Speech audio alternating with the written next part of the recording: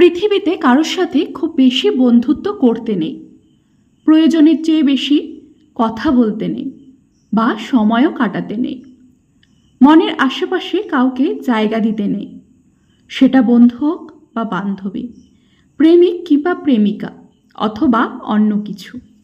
এক কথায় মানুষ শব্দটাই মনের আশেপাশে রাখতে নেই, কাউকে নিজের কমফোর্ট জোন বানাতে নেই, খুব বেশি আসক্তও হতে নেই।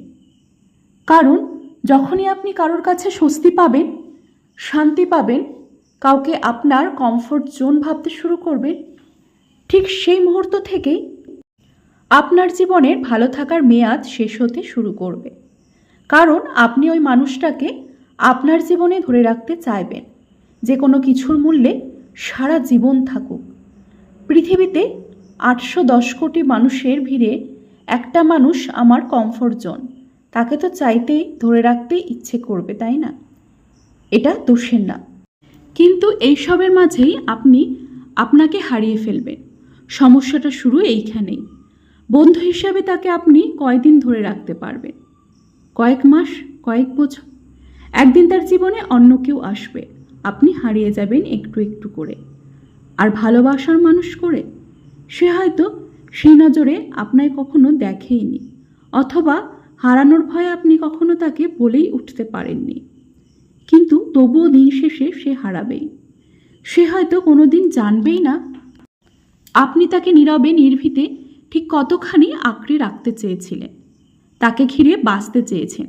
এই বন্ধুত্ব শব্দটার আড়ালে কবে সে আপনার জীবনের অবিচ্ছেদ্য অংশ হয়ে গেছে, কবেই আপনি আপনার পৃথিবী তার মাঝে সীমাবদ্ধ করে ফেলেছেন, তাকে দোষ দিতে পারবেন না আপনি। কিন্তু আপনি চাওয়াগুলো অস্বীকার করতে পারবেন না, চাইলেও এড়িয়ে যেতে পারবেন না, নিজের অনুভূতিগুলো থেকে পালিয়ে যেতে পারবেন না, কিন্তু তাকে চাইতেও মানা ধরে রাখতেও পারবেন না। সবশেষে সব থেকে যাবে, কিন্তু কোথাও আপনি থাকবেন না। আপনার ভালো থাকা আর কোনো দিনই হবে না। সেই একটা মানুষের ঘাটতি হয়তো সারা জীবনেও পূরণ হবে না। মানুষ সবার কাছে স্বস্তি পায় না, সবাই কমফোর্ট জোন হয় না, কিন্তু যে হয় সে সারা জীবন থাকে না, চাইলেও ধরে রাখতে পারি না।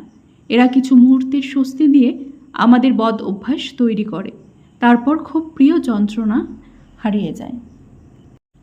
খুব কম মানুষের ভাগ্যেই তাকে সারা জীবন ধরে রাখা জোটে, অথবা সারা জীবন কমফোর্ট জোন হয়ে থাকে, কিন্তু সে ভাগ্যবানদের লিস্টে আপনার নামটা নেই।